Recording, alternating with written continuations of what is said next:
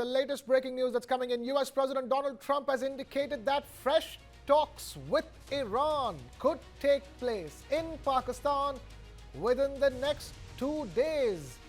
In an interview with the New York Post, Trump has said that developments are underway and Washington is more inclined to hold discussions there soon. The statement marks a shift from his earlier remarks the same day when he suggested that the US might choose a different location for future negotiations with Iran. Trump has also acknowledged that diplomatic movement is happening, but described progress as slow.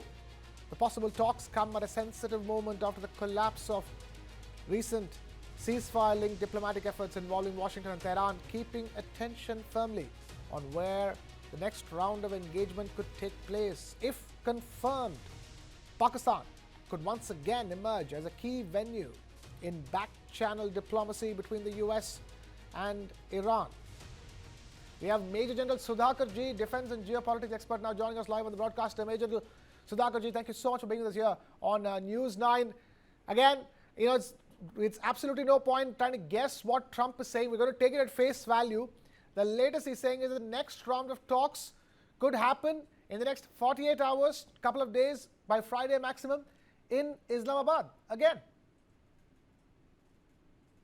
Yeah, Krishna, I hope I'm audible. Yes, you are, sir. Please go ahead. Thank you for inviting me for your show.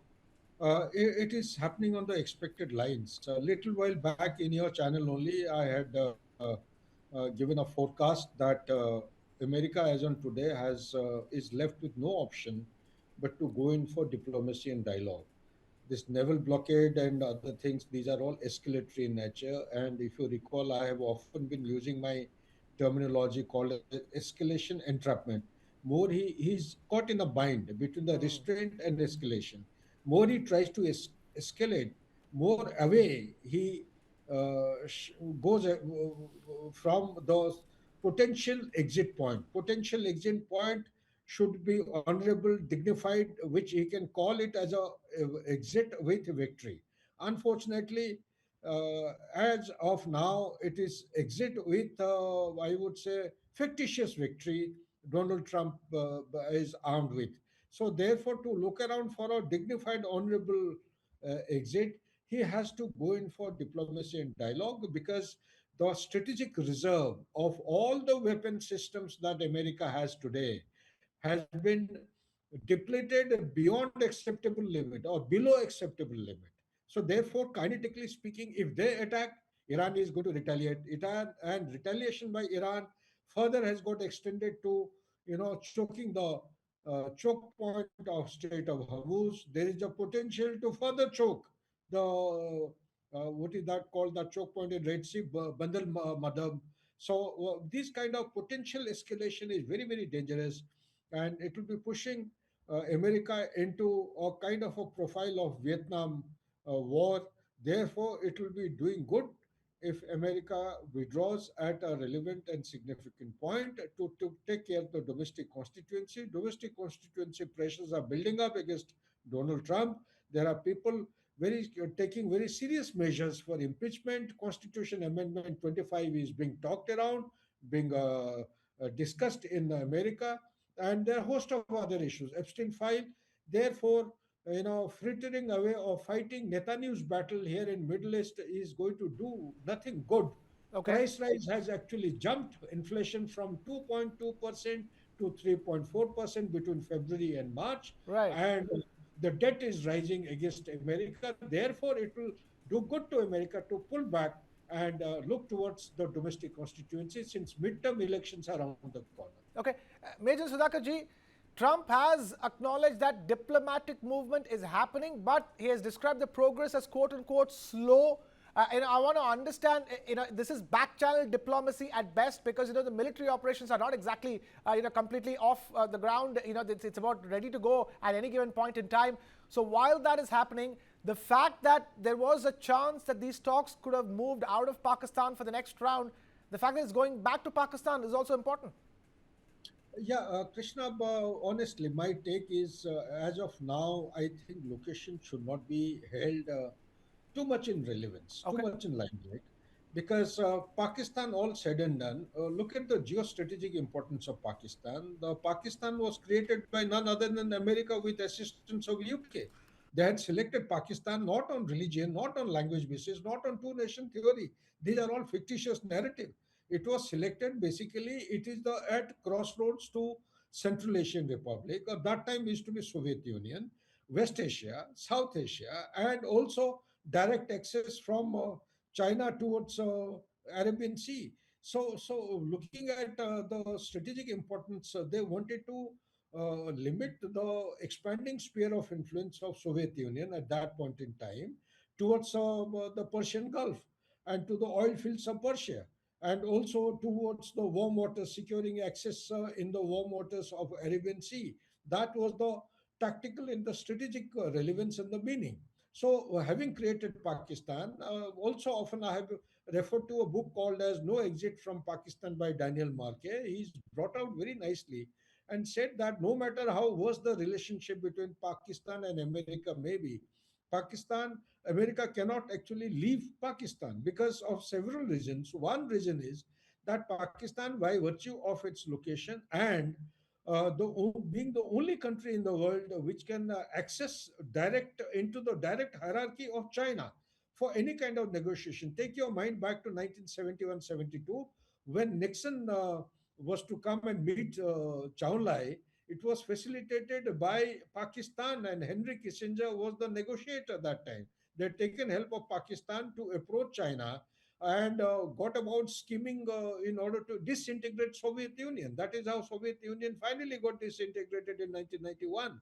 So similarly, when you talk about other things, Pakistan is the neighbor of Iran. They know what Iran is. It's a Muslim country.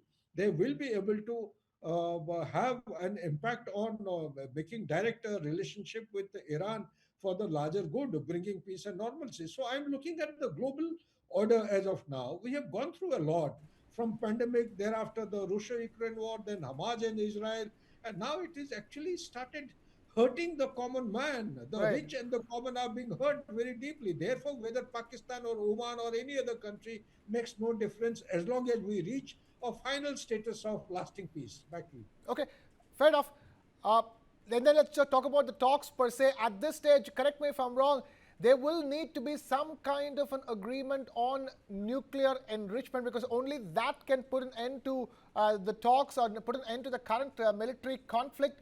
Maybe, just maybe, if they can arrive at a preliminary nuclear enrichment deal like the pre-existing, JCPA or the JCPA that used to exist, and maybe set a timeline, say about a year or something, to work out the final details of the nuclear agreement.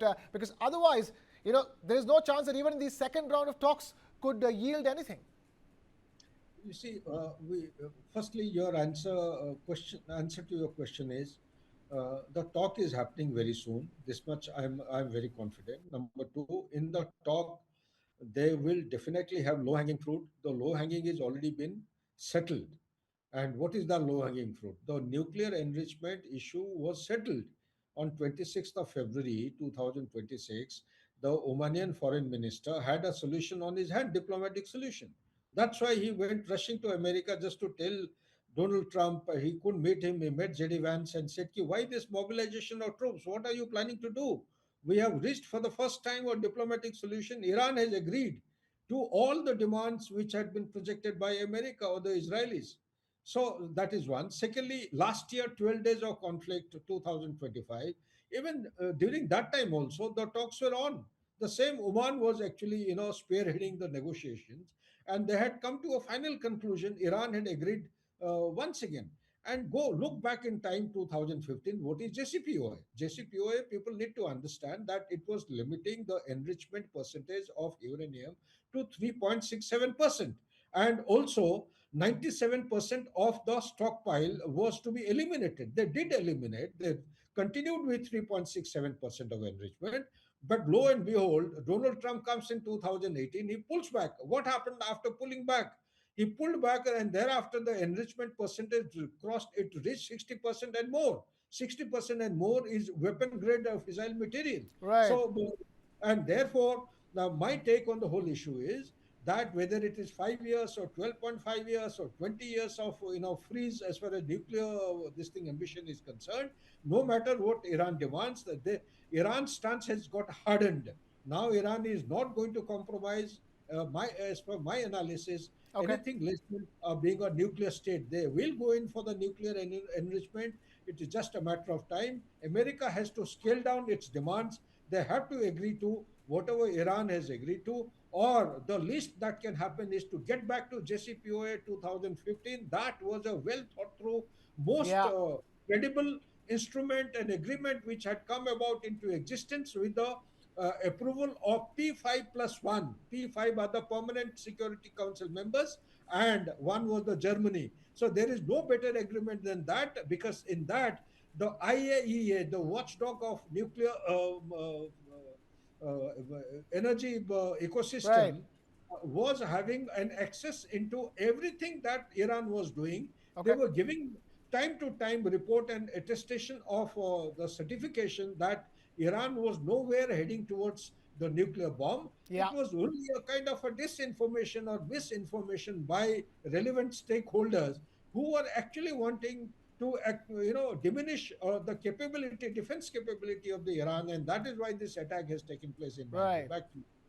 Fair enough. Stay with us.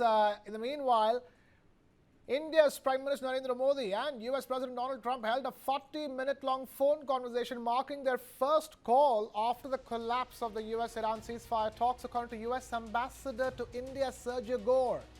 The leaders discussed the situation in West Asia with particular focus on keeping the Strait of Hormuz open and secure. This was the third conversation between the two leaders this year and comes at a time of heightened tensions in the region following the breakdown of diplomatic efforts. PM Modi later confirmed the call, saying both leaders reviewed progress across sectors and reaffirmed their commitment to strengthening the India-US comprehensive global strategic partnership. The US envoy also hinted that major energy-related agreements between India and the US could be expected in the coming weeks. Significantly, the conversation took place against the backdrop of rising concerns over maritime security and global energy supply routes in West Asia. Major General Sudhakar ji, I don't know what to make of it, but at the face of it all, the US envoy hinting that major energy-related agreements could be signed soon between India and the US means that India could soon be buying a lot more oil from the US. Absolutely, absolutely. Because the latest figure, I don't know, it was around 7% of total import basket of India. India imports something close to 88.3, 88.4% of total requirement of energy from outside the country. And out of that, the month of March has spiked as far as the import of oil from Russia is concerned. I think it's gone beyond 40%. America was we are getting around 7 to 10%.